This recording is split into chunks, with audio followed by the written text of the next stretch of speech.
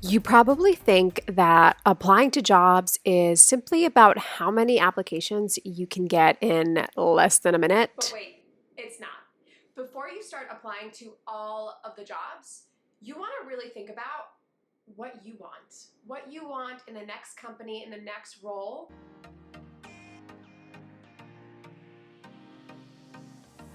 Welcome back to First Gen Money, the YouTube channel for all things money and general lifestyle. I'm going to be talking about more things than just money. So get ready for it because today's video is the Get the Job series. So we are going to be following me along the journey of getting my next full-time product marketing position.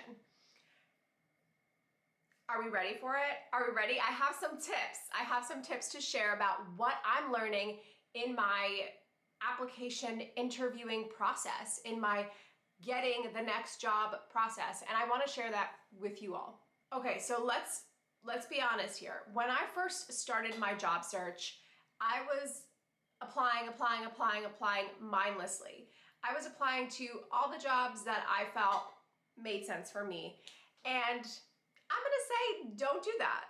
Don't do that. See, what I didn't realize was that I needed to do some soul searching before starting the job search process. It wasn't until my therapist was like, maybe you need to find what your core values are and what you want out of this employer, wherever you go to next. And then when I started working with a career coach, the first assignment was questions about what I'm good at, what things I enjoy doing, and ultimately what it is that I want, what I want. And so that got me thinking, oh, we got to do that work within so we can really be happy or be satisfied where we go next. And that's where I want us to start today's video, on getting clear about what it is that you want in your next role. Before we start going on LinkedIn, going on all the job boards, trying to figure out what companies and jobs are out there for us to apply, let's start within. Let's get really clear on what our core values are, on what we need in order to make a switch. Hey, R. Yep. What are core values? Being trustworthy. Wanting trust and honesty in a relationship could be a core value. Yes, thank you, R. Because at the end of the day, core values are the beliefs, the perspectives of how you see the world, and these core values really tell us what you're going to prioritize.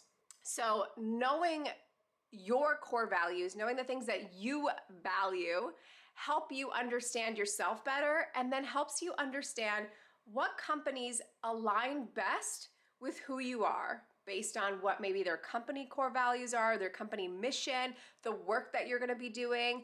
And the better that we can align what our core values are with the work that we're doing, the happier that we'll be at that job or at that company. So, you're going to want to sit down and get a pen and paper and just think about these core values. So, I'm going to give you some prompts. Before you even start to look at a list of core values to choose from, first thing you want to think about is what comes directly to your mind when you think about the things that you value, the things that you enjoy doing. Or, of course, you can think about your experiences. What moments brought you joy and made you feel super fulfilled? After you've done one and two, you want to look down at what you wrote and see if there are any general themes here. Anything that, maybe can be combined and be represented under one specific theme, write it down. And after you've gotten some general themes from what you wrote down, you're going to want to now open up that website, open up that list of core values, and see based on your general themes if any of these values that are on this list fit into that. Lastly, you want to choose your top core values. I would say probably sticking with 3 to start. And there you have it. Those are some prompts that'll hopefully help you understand what your core value. Have you ever heard of someone starting a job and then like a week later quitting? So of course some of these cases could be that they found a better opportunity that paid more, whatnot, but sometimes it's because people get into jobs and they're like, wait, this culture is like, what? I'm expected to work weekends? What? And these are all things that maybe there were red flags during the interview process, but were ignored because of the high salary they were getting. Simply, they just didn't show up during the interview process. Whatever their case, sometimes people get into positions and then realize that they're not a good fit for the culture of the company. And I think it really comes down to understanding your core values. And even though your core values are your personal core values that you've determined are just like the values that you take with you everywhere, we need to think about them in the perspective of work and how they are going to come up at work. Yes, you can create separate work core values. That's also something, but at the end of the day, you're not gonna have two separate core values, right? Your core values, personal and work, are going to have to be somewhat related. And I don't know if anybody out there has watched this show on Apple TV, Severance, but in this show, people are literally, their memories are separated from personal, what they do outside of work, and what happens at work. So they have no idea what they work on, who their work person is, and their work person doesn't know who their Audi is, who they are in the real world. And that's not real life. I don't want that. But in the show, they talk about how it's the ideal work-life balance, and it's a controversial thing even in the fictional community in that TV show. That's not realistic. We can't split our memories to not think about work when we're at home. Let's share an example. Okay, let's say one of your core values is spending quality time with your family and building those relationships. So like family is one of your core values. You want to spend time with your family. You value that. And for the last 2 years, you've been working from home. You've had the flexibility to go and help your parents out by driving your sisters to work. You've been able to kind of like visit your sister during the work week. And you see a job application that says that you must be able to work in New York City, San Francisco, Cincinnati, whatever city you're looking within. It says you must come into an office. It's an in-office job.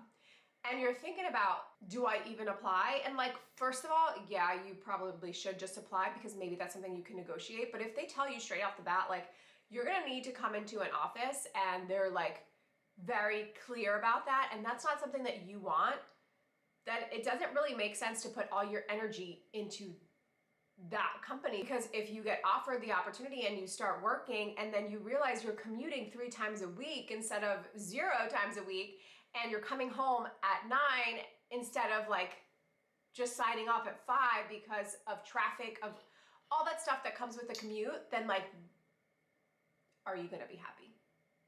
Are you gonna be happy with just 2 days out of the week that you could possibly maybe see your family? So this is how work values can manifest into, core values can manifest into work experiences. And you have to think about that when you're setting up the core values list, so you can think about it in the lens of work when you start looking for opportunities and companies. So you also have good questions to ask when you're in the interviewing process. Okay. So once you have your core values down, you know where you stand on a personal level, you want to start thinking about the specifics, right? Some will call it manifesting. I might call it manifesting. No, I still haven't mastered that. But yeah, I mean, think about like what you want in that next role. Like, what are some of those things that are missing from your current job that you want to make sure that you get for the next job?